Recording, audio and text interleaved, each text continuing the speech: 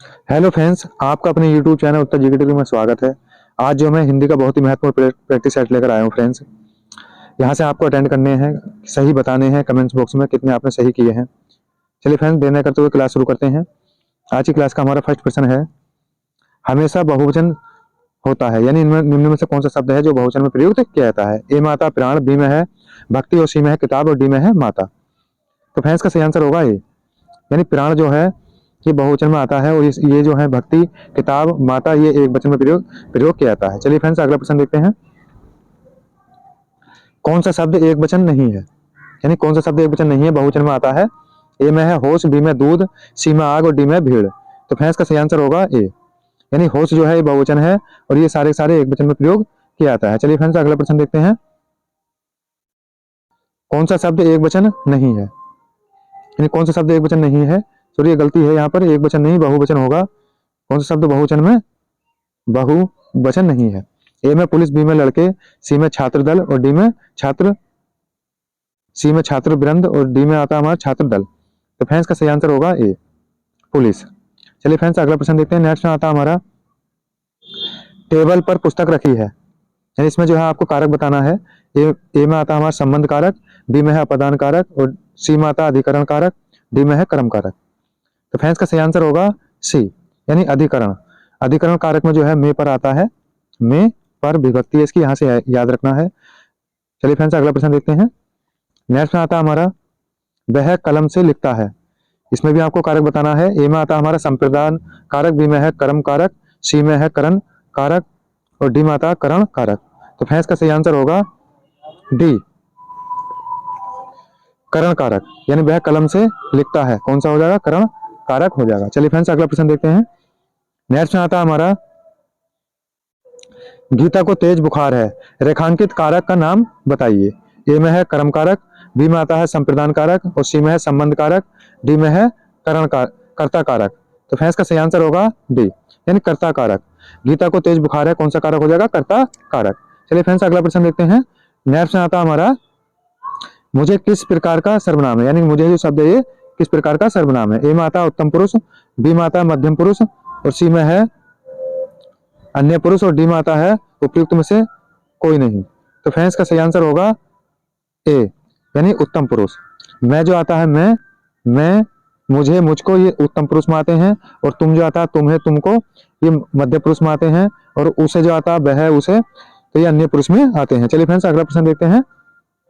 Next में आता है हमारा, इनमें से अनिश्चयवाचक सर्वनाम कौन सा है।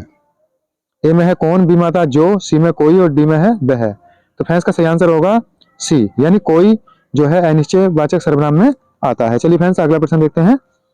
नेक्स्ट में आता है हमारा, कौन सा शब्द विशेषण है। ए में है मात्र, बी में आता है खर्च, सी में है निपट और डी में है चुपचाप। तो फ्रेंड्स का सही आंसर होगा सी, यानी निपट। निपट जो है विशेषण है। चलिए फ्रेंड्स, अगला प्रश्न देखते हैं। निम्न में से विशेषण चुनिए, यानी विशेषण बताना है। ए में है भलाई और डी में आता है मिठास और सी में है थोड़ा और डी में आता है स्वयं। तो फ्रेंड्स का सही आंसर होगा बी, यानी मिठास। मिठास जो है ये विशेषण है और आपको याद होगा विशेषण के जो है 4 भेद होते हैं, यहाँ से ये भी याद रखना है फ्रेंड्स। चलिए अगला प्रश्न देखते हैं। पशु शब्द का विशेषण क्या है। फ्रेंड्स, कई बार एग्जाम में पूछा हुआ प्रश्न है, पशु शब्द का विशेषण क्या होगा। ए में आता है पाशविक, बी में है पशुत्व और सी में है पशुपति और डी में है पशुता। तो फ्रेंड्स का सही आंसर होगा ए, यानी पाशविक जो है पशु का विशेषण है। चलिए फ्रेंड्स, अगला प्रश्न देखते हैं।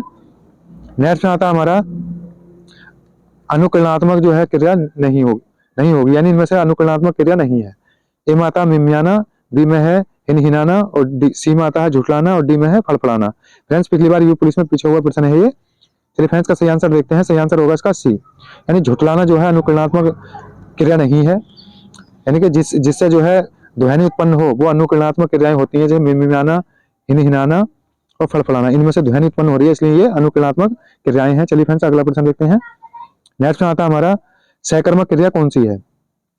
ए में सोना, बी में है लिखना और सी में है पढ़ना और डी में आता है हंसना।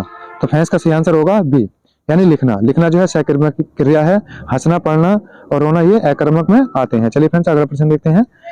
नेक्स्ट में आता है हमारा, क्रिया के मूल रूप को क्या कहते हैं, यानी क्रिया के मूल रूप को क्या कहा जाता है? ए में आता है धातु, बी में सर्वनाम, सी में आता है हमारा संज्ञा और डी में है कारक। तो फ्रेंड्स का सही आंसर होगा ए, यानी क्रिया के मूल रूप को धातु कहा जाता है। पिछली बार यू पुलिस में पिछलन ये पूछा गया था। चलिए फ्रेंड्स अगला प्रश्न देखते हैं। नेक्स्ट में आता है हमारा किस क्रिया का अपना अर्थ नहीं होता है? बहुत इंपॉर्टेंट प्रश्न है फ्रेंड्स। किस क्रिया का अपना अर्थ नहीं होता? ए में आता है संयुक्त क्रिया, बी में रंजक क्रिया और सी में आता है मूल क्रिया और डी में आता है समापिक क्रिया। तो फ्रेंड्स का सही आंसर होगा डी, यानी रंजक क्रिया। रंजक क्रिया का अपना कोई अर्थ नहीं होता और रंजक क्रिया वो क्रिया होती है जो वाक्य को समाप्त कर दे। जैसे टीचर ने किताब पढ़ा दी शब्द जो आएगा इसमें दी, तो ये जो होता है हमारा रंजक क्रिया में आता है। चलिए फ्रेंड्स अगला प्रश्न देखते हैं। क्रियादंत क्रिया के कितने भेद होते हैं? क्रियादंत क्रिया के भेद बताने फ्रेंड्स। ए में है 4, बी में है 5, सी में आता है 3 और डी में है 2। तो फ्रेंड्स का सही आंसर होगा ए, यानी 4। क्रियादंत क्रिया के 4 भेद होते हैं। चलिए फ्रेंड्स अगला प्रश्न देखते हैं।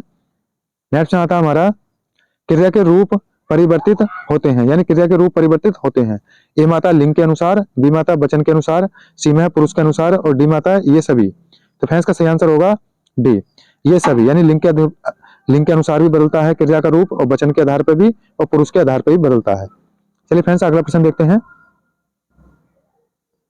सुमित सो रहा है वाक्य में क्रिया का भेद है।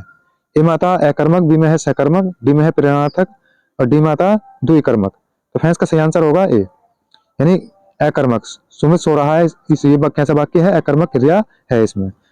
चलिए फ्रेंड्स अगला प्रश्न देखते हैं। नेक्स्ट में आता है हमारा वर्तमान काल के कितने भेद होते हैं? फ्रेंड्स याद रखना है, यानी वर्तमान काल, वर्तमान काल, भूतकाल और भविष्य काल, ये 3 काल होते हैं।